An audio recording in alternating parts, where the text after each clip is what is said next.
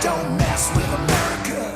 Welcome back. The LGBTQ community made some significant strides over the last decade. Of course, after opposing marriage equality early on, President Obama reversed course. The Supreme Court soon thereafter legalized it across the country, and polls have shown a majority of Americans support it. But President Trump, who did make a play for the vote, ended up making that move to ban transgender troops. And then the Justice Department this week made a filing that claims a civil rights law that exists now doesn't protect sexual orientation, and it could mean an abrupt sea change for LGBTQ Americans. Joining me now, John Nash, who's a marketing and ad exec, but also co-hosts the Focus Group podcast. Hey, John.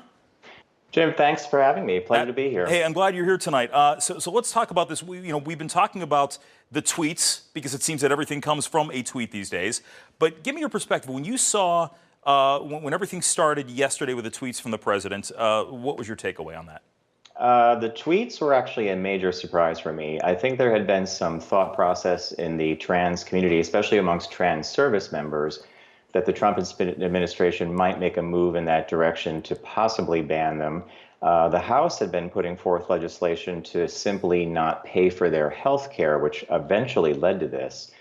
The Justice Department move was totally expected because, again, that's keeping in line with the Trump administration's rollback of the Obama advances and or their interpretation of current statute and law.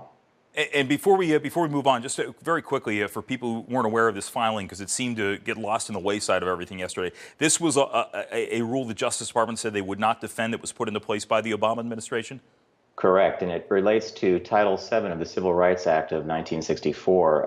The Obama administration extended the language of that statute to say that it didn't just include gender and race in covering protections against discrimination on the job, but probably covered sexual orientation as well. The Justice Department is cleaving to a very, very tight reading of that Title VII language, and they're basically saying, nope, when it was written, sexual orientation was known back in the 60s. It was not covered. And they made a point of actually noting that Congress has not actually passed a equal rights act in this area called ENDA since 1974. The last time it was before the Congress or it was taken up again was when Barney Frank was there in 2011. Okay, so look at what you focus on. You work in the spheres of marketing and advertising, and the president likes to build himself up as this businessman.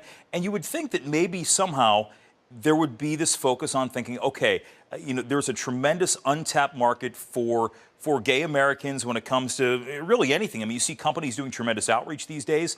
So if you're looking at it from a business mind, it almost seems like you would want to push this forward.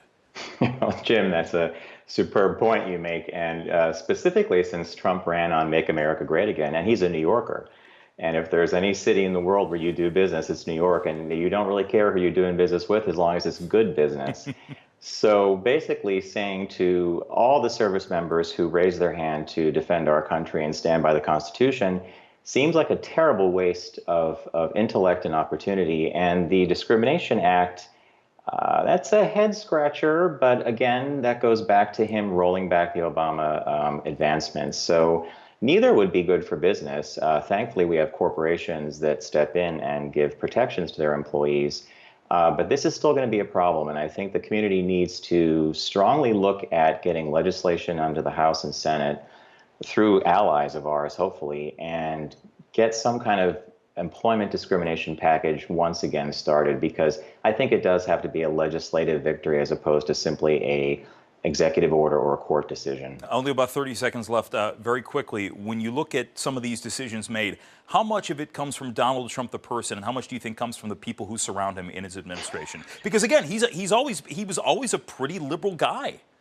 Yeah, again, fantastic question. And I almost feel like it's like which hand is the red ball in, the left or the right? I think it comes from his team. I'm not quite sure that he would have come up with this on his own. I mean, he ran around the country during the campaign talking about what an incredible businessman he was, and this just flies in the face of it.